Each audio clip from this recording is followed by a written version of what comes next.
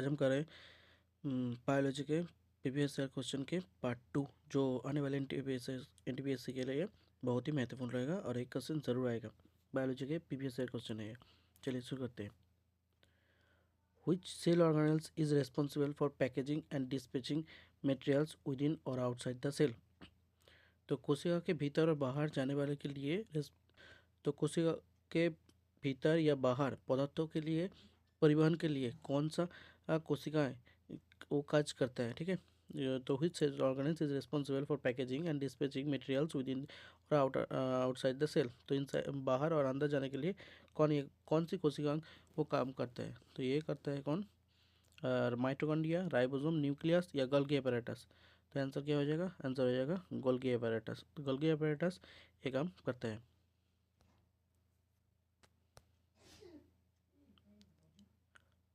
Complex tissues are made of.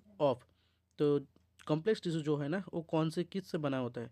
Only one cell, यानी केवल एक सेल से बना होता है। ओनली वन टाइप सेल, एक प्रकार के सेल से बना होता है। More than one type of cell, एक से ज़्यादा प्रकार के सेल टाइप ऑफ सेल से बना होता है। और कुछ बिना सेल के होते हैं, यानी नो सेल से होते हैं। तो ये क्या होता है? जो कॉम्प्लेक्स टिश्यू होता है वो होता है more than one type of cell. जो कॉम्प्लेक्स टिश्यू होता है वो एक से ज़्यादा टिश्यू सेल से बने होते हैं। तो ये हमारा चैनल है, यहाँ पर टेलीग्राम चैनल है स्कोर 99 रैंक का। सबको ये पीडीएफ चाहिए, ठीक है।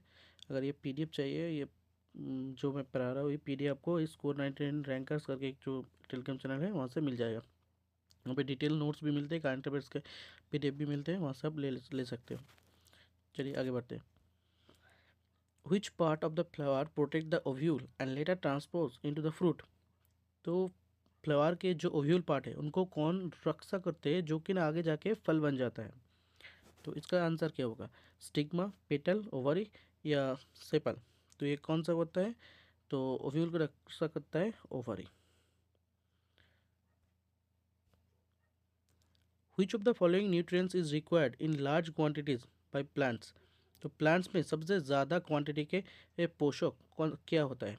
कपर, जिंक, फास्फोरस या आयरन? तो प्लांट्स में सबसे ज़्यादा ज़रूरी होता है फास्फोरस। एक NPK फार्मूला भी है, आपको शायद याद होगा, नाइट्रोजन, फास्फोरस, पोटासियम। ठीक है, NPK जो कि ना 10:26:26 रेशियो में मिलाया जाके कृषि क्षेत्र पे दिया जाता है।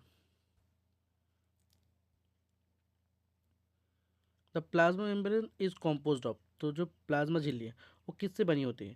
DNA एंड लिपिड से, DNA या प्रोटीन से, शुगर एंड लिपिड से या प्रोटीन एंड शुगर से? तो ये लिपिड एंड प्रोटीन से बना होता है। तो जो प्लाज्मा मेम्ब्रेन है ना ये लिपिड एंड प्रोटीन से बने होते हैं। ठीक है। द स्मूथ एंडोप्लाज्मिक रेटिकुलम यानी ACR हेल्प्स इन मैन्युफैक्चर। तो ACR क्या बनाता है? ACR क्या तरीके बनाता क्या है? ACR क्या बनाता है? स्मूथ एंडोप्लाज्मिक रेटिकुलम क्या तरीके बनाता है? ये बनाता है आपको फैट्स, लिपिड या फैट्स। और RER एक है, RER राफ एंडोप्लाज्मिक रेटिकुलम जो बनाते हैं प्रोटीन। ठीक है। Who first discover the nucleus as a cell organise in 1831? तो सबसे पहले न्यूक्लियस को किसने डिस्कवर किया था? हुक ने, रुडलॉफ रिचो ने, एंटन वन लीeuwenhoek ने या रॉबर्ट ब्राउन ने? तो सबको शायद पता होगा न्यूक्लियस को किसने फाउंड किया था। न्यूक्लियस को फाउंड किया था रॉबर्ट ब्राउन ने। Which process involves the breakdown of urine walls when the egg is not fertilized? जब एग फर्टिलाइज नहीं होता है तो यूटेराइन में ब्रेकडाउन के लिए कौन सा प्रोसेस होता है? इंक्यूबेशन, मेनोपॉज, मेंस्ट्रुएशन या फर्टिलाइजेशन? क्या होता है ये एक प्रोसेस है, इसका नाम होता है मेंस्ट्रुएशन। जब फर्टिलाइज नहीं होता है, जब फर्टिलाइज होता है तब ये प्रोसेस बंद हो जाता है। Which type of meristematic tissue is responsible for increase in height of plants? तो प्लांट्स के लंबा होने के लिए, ठीक है, प्लांट्स की ग्रोथ के लिए कौन सी मेरिस्टेमेटिक टिश्यू यहाँ पे ज़रूरी है? Apical meristem, lateral meristem, cambium या सेकेंडरी मेरिस्टेम?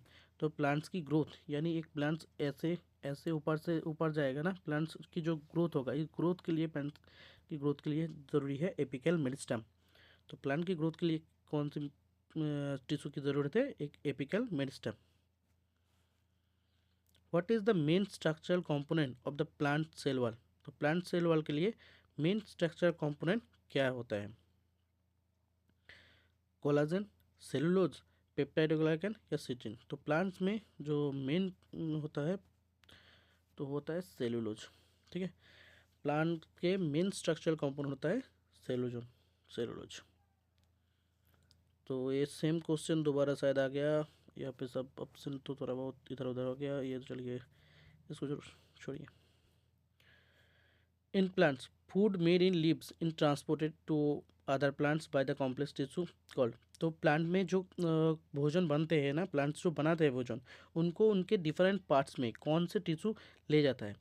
तो प्लांट्स में देखो दो काम होता है प्लांट्स में। पहला तो एक प्लांट्स है, इसका इस इनको ये जो मटेरियल्स और मिनरल्स वाटर ये जो लेगा, ये जाइलम ऊपर तक ले जाएगा, और ऊपर जो ये फूड यहाँ पे बनेगा वो फूड को यहाँ से अलग अलग हिस्सों में बांटेगा phloem.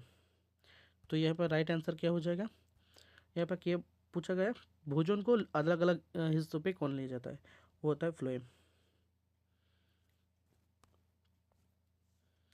Which of the following is not a membrane bound organelle in eukaryotic cell? तो यूकैरियोटिक सेल में निम्नलिखित कौन सी कोशिका में कोई झिल्ली नहीं होता है? लाइसोसोम, वैक्यूल, राइबोसोम यानी या क्रोमोप्लास्ट?